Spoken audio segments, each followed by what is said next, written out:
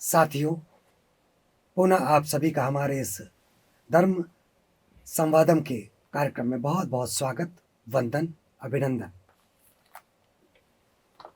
हमेशा की तरह श्री राकेश कुमार जी के साथ परिचर्चा का अगला दौर, जो परम पूज्य तत्वदर्शी स्वामी श्री अड़गड़ानंद महाराज जी के द्वारा रचित यथार्थ गीता पर आधारित है, उसे हम प्रारंभ करने जा रहे हैं।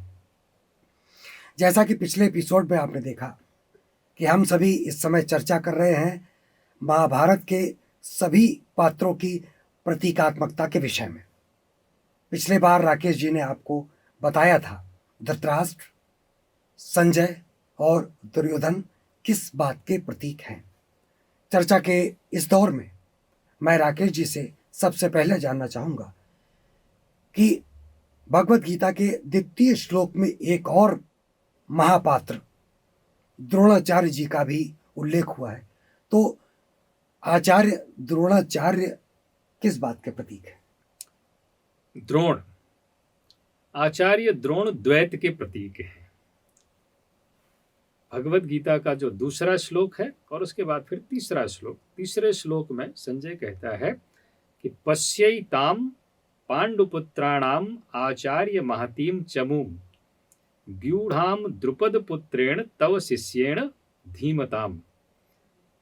द्रोण द्वैत के प्रतीक है। हमें जब ये पता चल जाता है, मन को जब यह पता चल जाता है, मनुष्य को जब यह पता चल जाता है कि शायद मैं परमात्मा से अलग हो चुका हूं, यह भाव ही द्वैत है। जब तक आप प्रकृति में पूरी तरह से खोए हुए हैं, अपने कोई भगवान माने बैठे हुए हैं, तब तक द्वैत का प्रश्न ही नहीं उठता।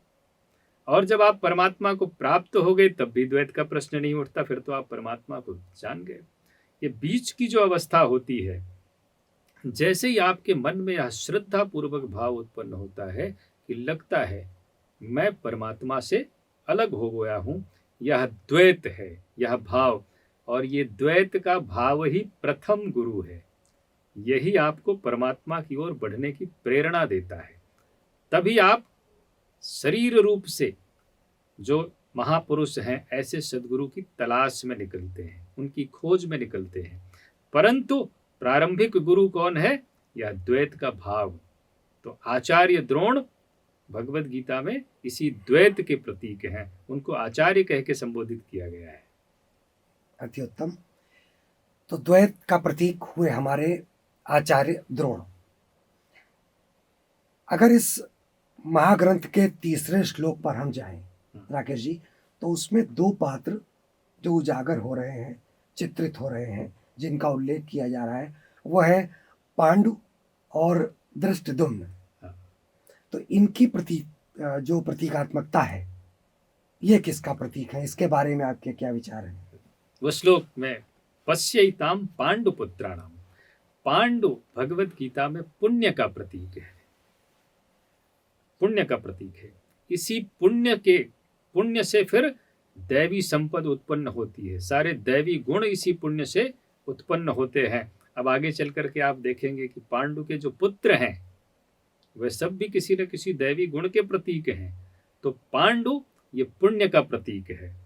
और आगे चलेंगे तो आप देखेंगे कुंती भी प्रतीकात्मक, किसी विशेष गुण की, कुंती भी किसी विशेष गुण की प्रतीक है।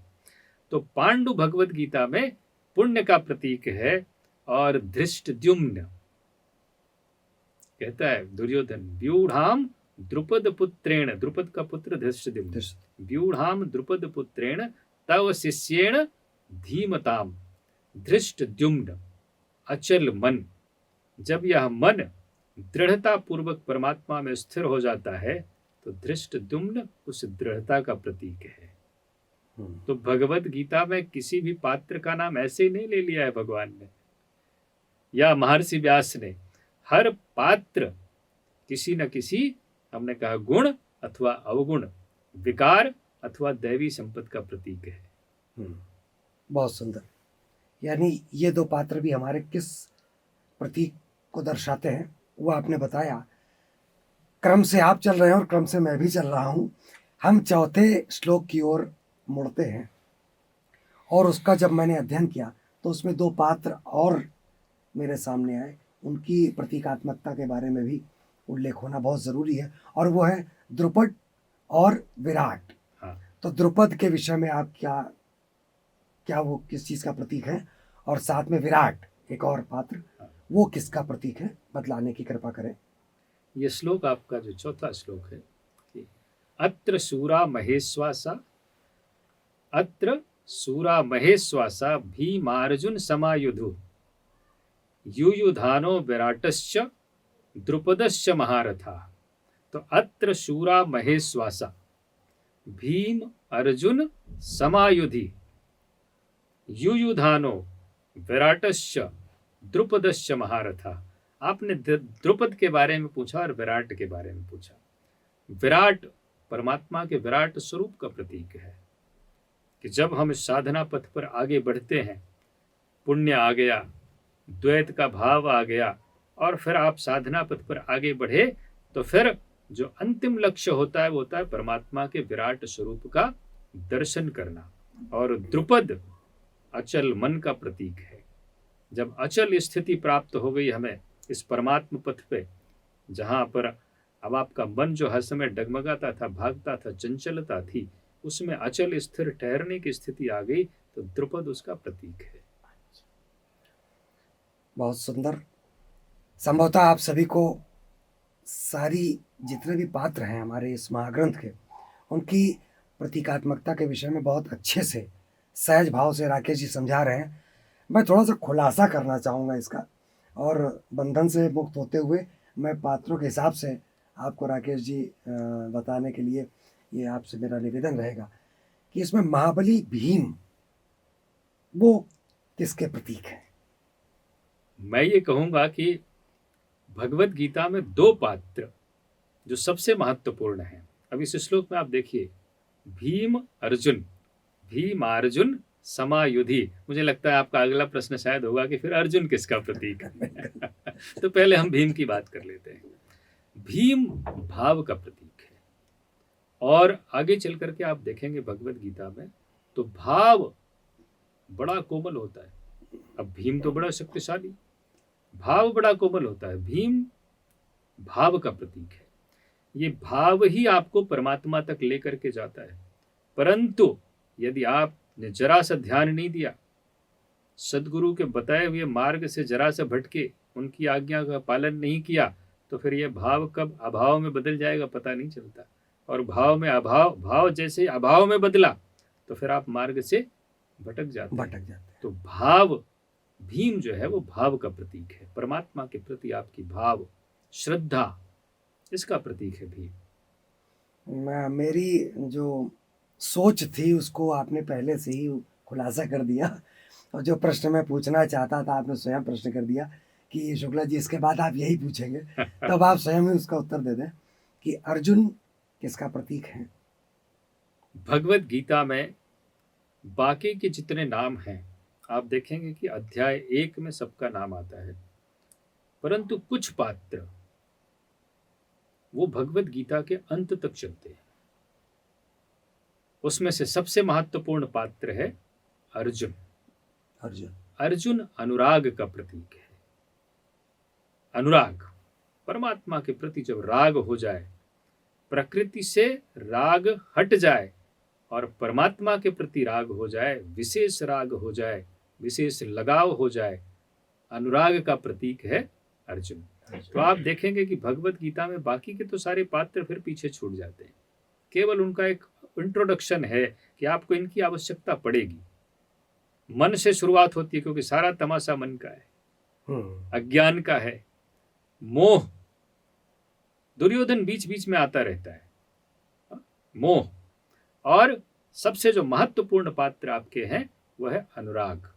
और एक पात्र और जो महत्वपूर्ण है इस आध्यात्मिक पथ पर, वो है संयम। इसलिए संजय भी पीछे पीछे चलता है, क्योंकि संयम गड़बड़ाया। जहां संयम से आप हटे तो फिर अध्यात्म का जो मार्ग है वो खंडित हो जाता है, अवरुद्ध हो जाता है। तो अनुराग का प्रतीक है अर्जुन। राकेश जी, आनंद बहुत आ रहा है, और मैं कुछ प्रश्न मेरी सूची में आज थे नहीं, लेकिन फिर भी यदि अनुमति आपकी हो तो मैं एक आध प्रश्न आपसे पूछना चाहूँगा। क्योंकि हम पांडवों के पक्ष की ओर चल रहे हैं, तो आपने भीम का उल्लेख कर दिया और अर्जुन की प्रतीकात्मकता के बारे में आपने बता दिया। तो क्या जो सबसे बड़े इनके भाई थे, सबके अग्रज युधिष्ठिर, क्या उनके विषय में भी आप? युधिष्ठिर बड़ा महत्वपूर्ण पात्र भगवत गीता का, और स्वामी जी ने इसको बड़े सुंदर तरीके से इसकी व्याख्या की कि युद्धे स्थिरः स युधिष्ठिरः, जो युद्ध में स्थिर रहे वह युधिष्ठिर। तो इस दैवी संपद और आसुरी संपद, इन दोनों के बीच जो युद्ध होता है उसमें जो स्थिर आपका मन, उसको स्थिर करने की जो क्षमता है, उसका प्रतीक है युधिष्ठिर। युद्धे स्थिरः स युधिष्ठिरः। तो आप घबरा करके पीछे न भाग जाएं, अरे भाई ये काम तो बड़ा भयानक है, क्रोध बड़ा भयानक है, इससे लड़ना तो बड़ा मुश्किल काम है। इस युद्ध में स्थिर रहने की जो क्षमता आपको प्राप्त होती है, वह युधिष्ठिर उसका प्रतीक है।